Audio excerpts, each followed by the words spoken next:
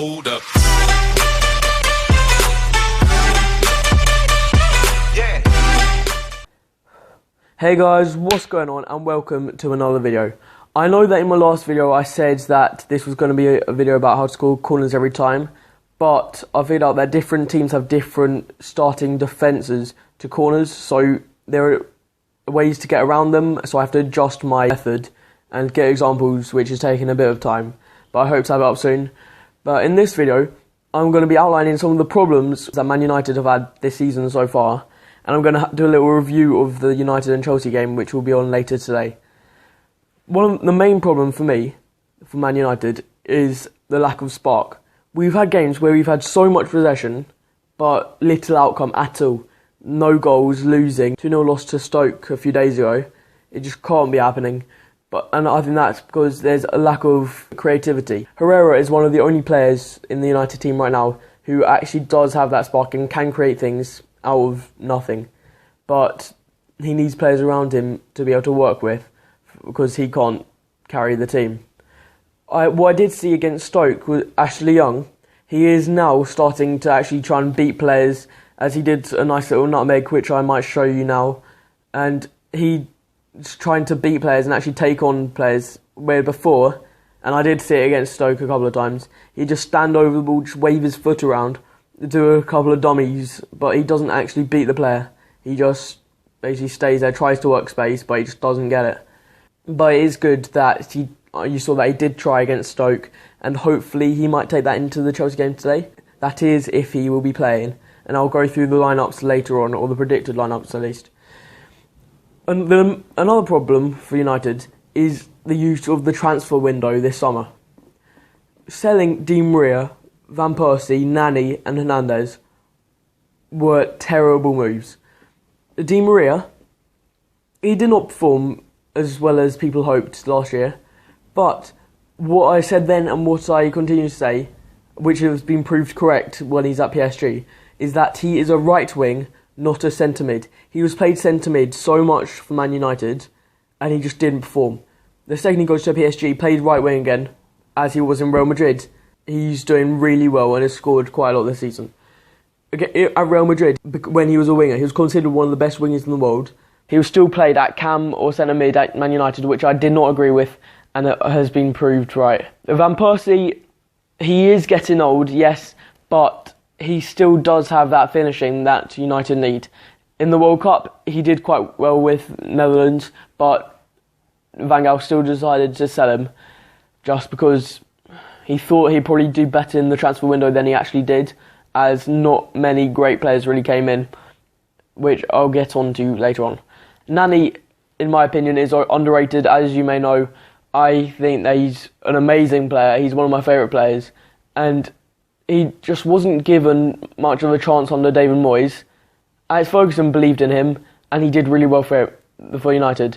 David Moyes didn't really give him much of a chance, and Van Gaal, I don't think he really knew him when he came in and just sold him off. But he's done really well for Fenerbahce this year. I've watched quite a few of the games, and him and Van Persie at Fenerbahce are taking them quite far, as in the Europa League, I hope that Man United plays against Fenerbahce and United get shown what they're missing.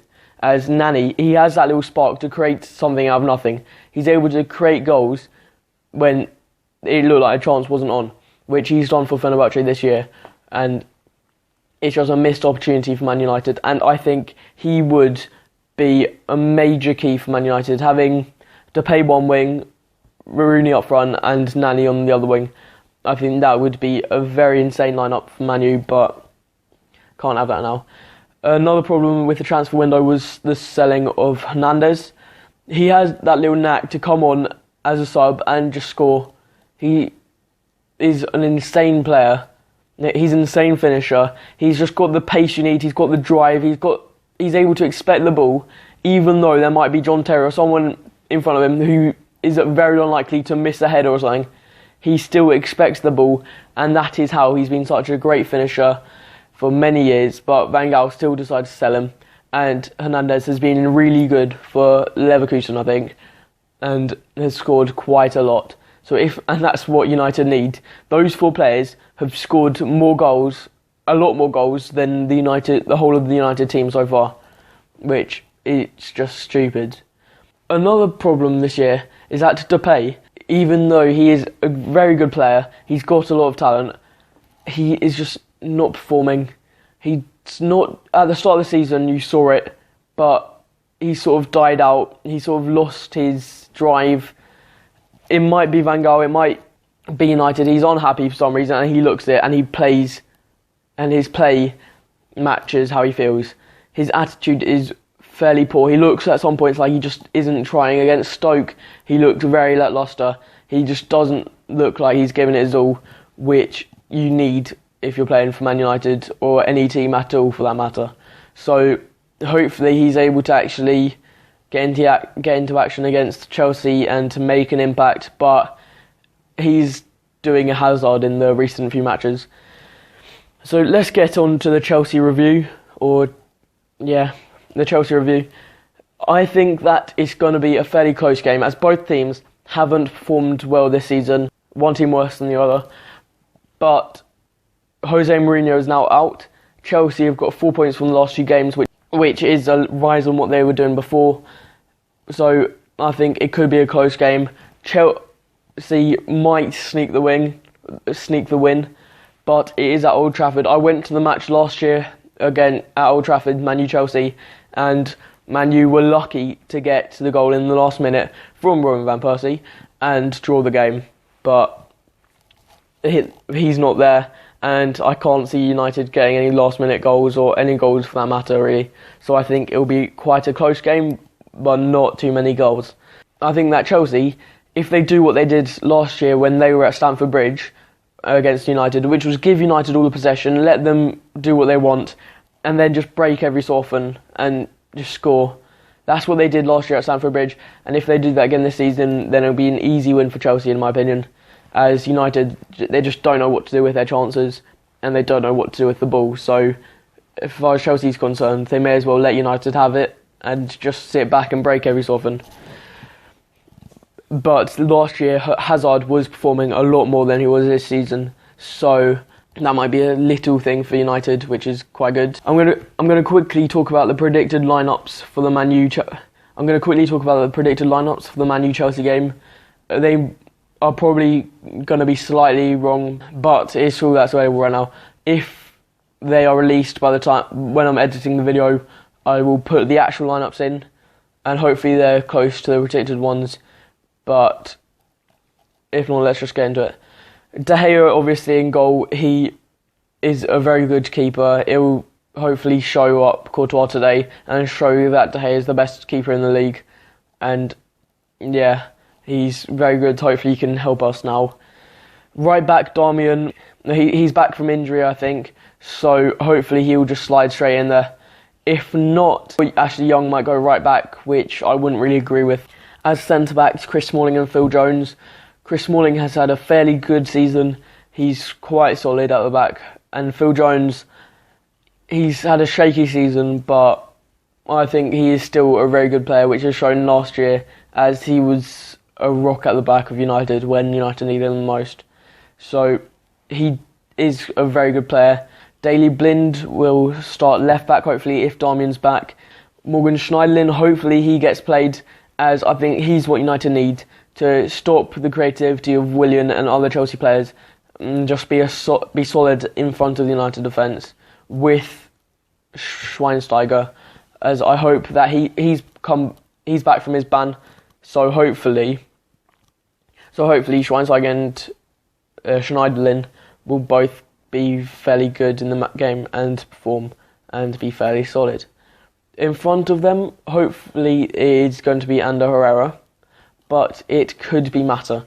Hopefully it's Herrera, just because what I said earlier, he's creative, he's able to create opportunities, and with United's predicted starting front three, which is Depay, Rooney and Martial, I think that could go a long way, as Rooney, he should be put striker for United, I think, because he's getting a little bit old. He still has that drive though, so I think, and he's still got that finishing. So him striker is a good option. Putting him cam centre forward, where he used to play or was played earlier this season, I don't think it is working.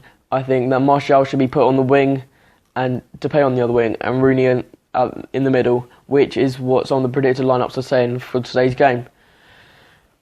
But some predictions are that Mata will be playing on the wing instead of one of those three will be a sub, or Rooney will be put to cam instead of Herrera, and it'll be Depay, Martial and Mata, which I do not like. Mata is a cam. That's where he should play.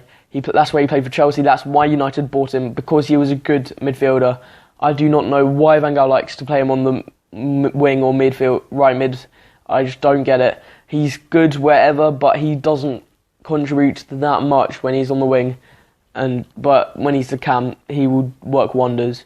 So Mata or Herrera cam, I would prefer Herrera, but Herrera would probably come on later on in the game if he's not starting. But I do hope that it's Depay, Rooney and Martial up front, as they will be quite good against Chelsea's defence, which has underperformed this season. Louis Van Gaal, in my opinion, I don't like him, never did.